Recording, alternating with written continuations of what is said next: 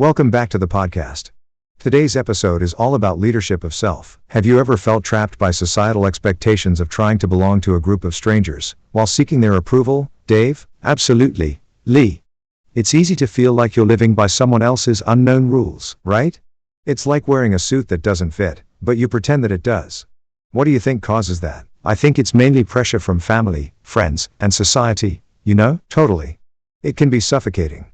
So, if we want to break free, where do we start? The first step is self-discovery.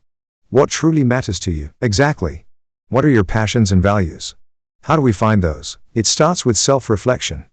Asking yourself what you genuinely enjoy. And once we kinda know our why, what's next? Then you can take those baby steps to lead your own life. Set boundaries and prioritize yourself. That sounds empowering. What about those energy drainers in our lives? Cutting those out is crucial. Lee. You need to protect your energy. I love that. Do you think this is about being selfish? Not at all. It's about being self-aware. You can't pour from an empty cup. Such a good point. Surrounding yourself with supportive people must help too. Exactly.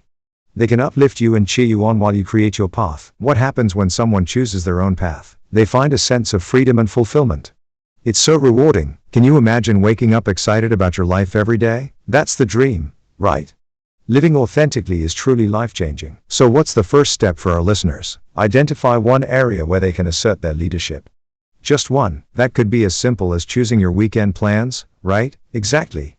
Or it could be more significant, like a job change. And the key here is, they don't need permission from anyone. Absolutely. This journey is theirs, and they have the power to embrace that journey. What a powerful message, Dave. Taking control or self starts today. Definitely. Let's encourage our listeners to take those baby steps. Before we transition to the next portion of our podcast, what do you want to inspire us with? Just remember, your life is your own. Embrace your path. Well said, Dave. Thanks for sharing that constructive insight today. My pleasure. Lee.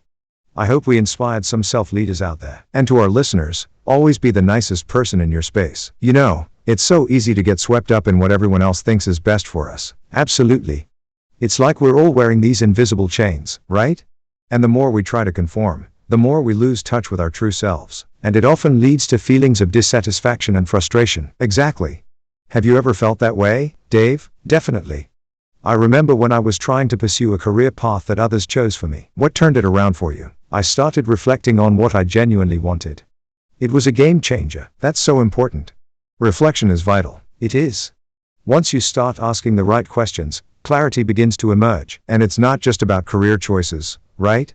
It applies to all areas of life. Exactly. Relationships, hobbies, even your lifestyle. What's one question you'd suggest our listeners ask themselves? I'd say, what makes me feel alive?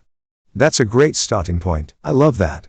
It really shifts the focus back to personal fulfillment, as mentioned in the book, My Bubble Opinion. And remember, Lee, it's okay to let go of situations that drain our energy. Yes.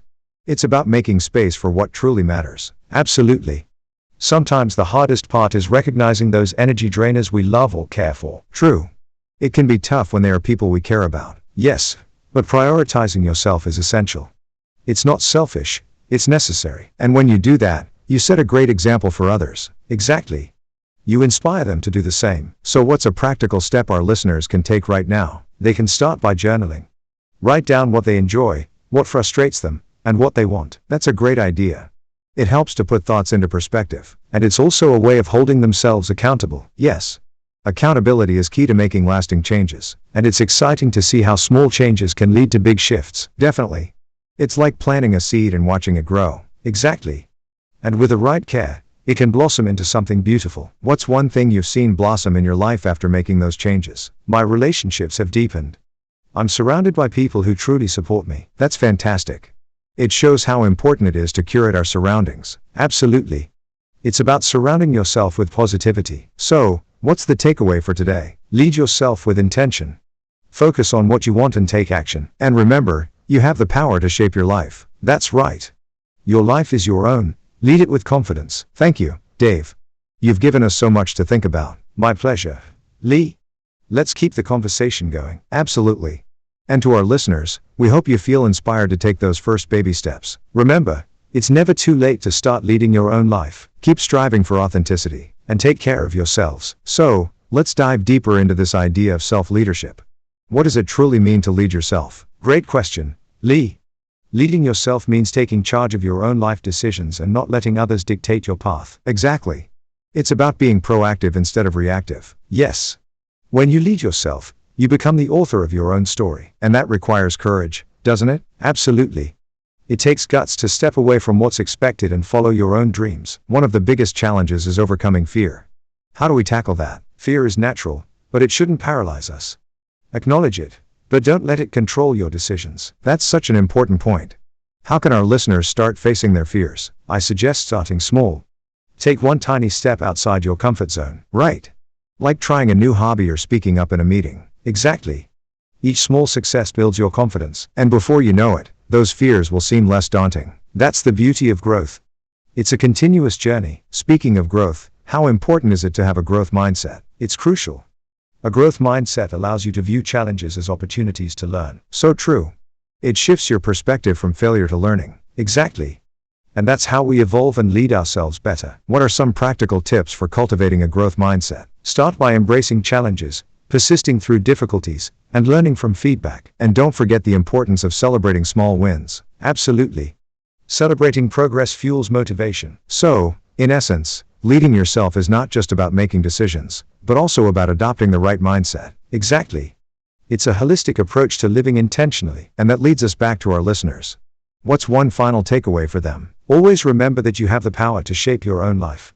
Lead with intention. Well said, Dave. Let's encourage everyone to take that first step today. Definitely. And let's remind them that each step counts. Thank you for joining us today, listeners. We hope you feel inspired to lead yourselves. And remember, it's your life. Take charge of it. Until next time, keep striving for authenticity. Read the book My Bubble Opinion. Check out the link below, and take care of yourselves, because you are amazing.